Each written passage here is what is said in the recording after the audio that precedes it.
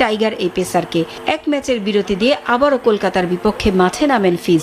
মাঠে নেমেই দেখিয়েছেন চমক। বল হাতে 4 ওভার হাত ঘুরিয়ে সংগ্রহ করেছেন 2 উইকেট। নিজের অষ্টম ও নবম উইকেট নেয়ার পর আবারও পার্পল ক্যাপ ফিরে পেয়েছেন ফিজ।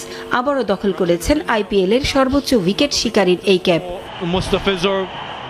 আর মাঠে ফিরেই জয় দিয়ে শুরু করতে পেরে দারুণ উচ্ছ্বসিত ফিজ। সবসময় চাপা স্বভাবের মুস্তাফিজ সামাজিক যোগাযোগ মাধ্যমে জানিয়েছেন নিজের ভালো লাগা ও পরবর্তী লক্ষ্যের কথা। ফেসবুক পোস্টে মুস্তাফিজ লিখেছেন, আবারও ফিরতে পেরে ভালো লাগছে। জয় দিয়ে পুনরায় শুরু করতে পারাটা অসাধারণ। এটা ছিল দলগত নৈপুণ্য এবং আমি আমার পারফরমেন্সে খুশি। সবার সমর্থনের জন্য ধন্যবাদ। দৃষ্টি এখন সামনের দিকে। আগামী ম্যাচগুলোতে দলের জয়ে এভাবেই ভূমিকা রাখতে চান ফিজ। এমনকি দর্শকরাও জনপ্রিয়তার বিচারে অন্যদের চেয়ে এগিয়ে রাখছেন টাইগার পেসারকেই। IPL-এ এক ম্যাচ পর ফিরেই পার্পল ক্যাপ পুনরুদ্ধার করলেন tiger pacer Mustafizur Rahman. Kolkata knight রাইডার্সের বিপক্ষে 4 ওভারে মোটে 22 রান দিয়ে 2 উইকেট শিকার ফিজের। ফলে টুর্নামেন্টে এখন তার উইকেট সংখ্যা 9। মুসার দুর্দান্ত বোলিংয়ের দিনে কলকাতাকে 7 উইকেটে হারিয়েছে তার দল চেন্নাই সুপার কিংস।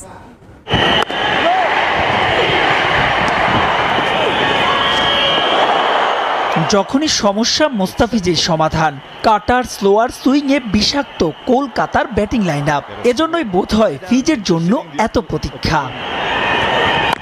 টি-20 বিশ্বকাপের জন্য যুক্তরাষ্ট্রের ভিসা প্রসেসিং সম্পন্ন করেই সিএসকে ডাগ আউটে। চিদাম্বরমের বদ্ধভূমিতে দুর্বেদ্য মুস্তাফিজ।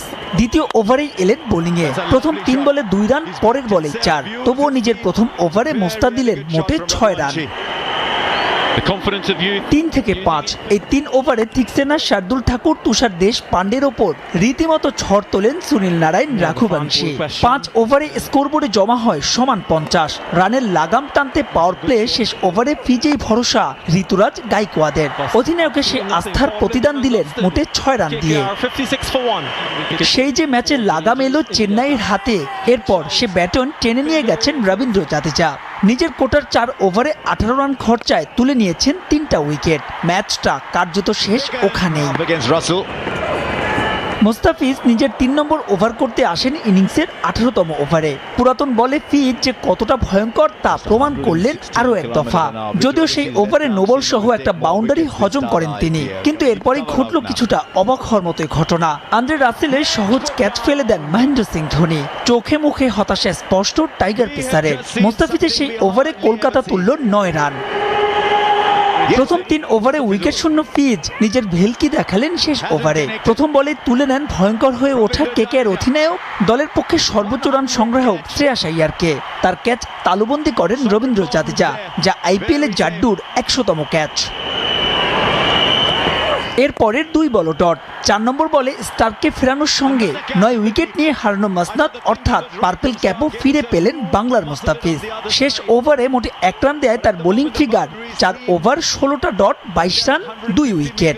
পার্পল ক্যাপের রেসে চাহাল, খলিল, মোহিত শর্মার সঙ্গে মুস্তাফিজের প্রতিদ্বন্দ্বী Protea pacer Gerald Coetzee. Magical মোস্তার দিনে 2 ম্যাচ বাদে জয় ফিরেছে তার দল চেন্নাই সুপার কিংসও। কেকেআরের দেয়া 138 রানের টার্গেট তারা টপকে যায় অধিনায়ক গাইকোয়াদের 50-তে 14 বল হাতে রেখে।